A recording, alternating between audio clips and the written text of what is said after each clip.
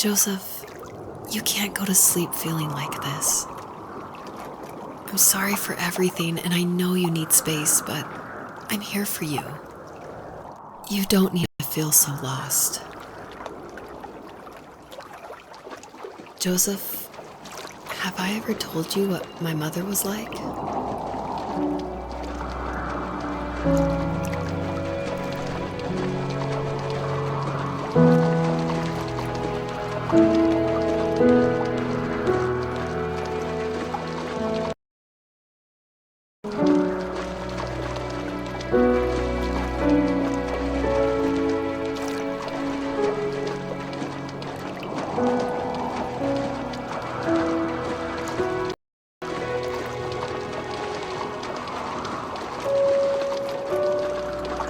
You know what it's like not to have a mom at home.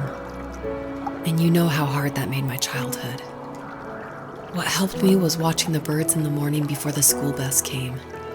I thought that my mother was one of those birds, and it made me want to be free like her. My mom taught me how to fold origami cranes while she was in the hospital.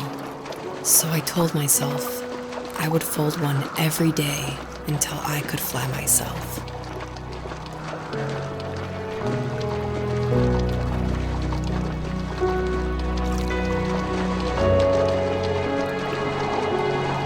I think we both have always loved animals, and for me that love started with a dog. Sometimes this Rottweiler would come up to our property line and wait at the fence for me, but only once in a while.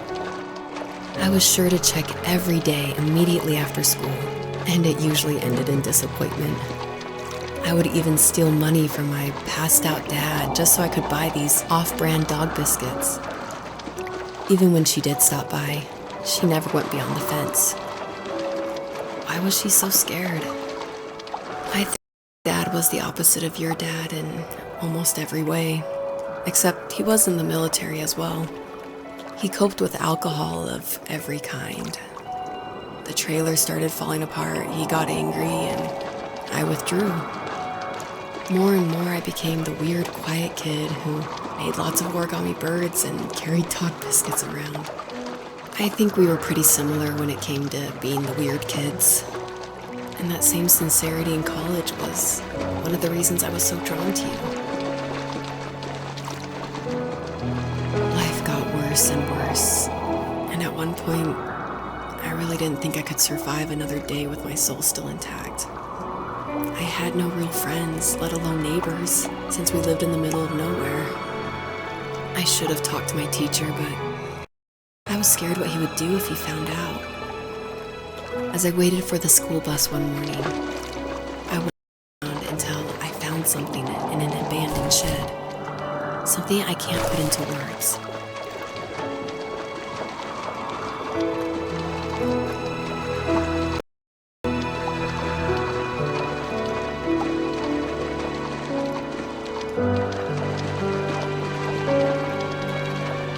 I summoned courage I didn't know I had, and I broke into my dad's room and found the key to the shed where he had locked my bike.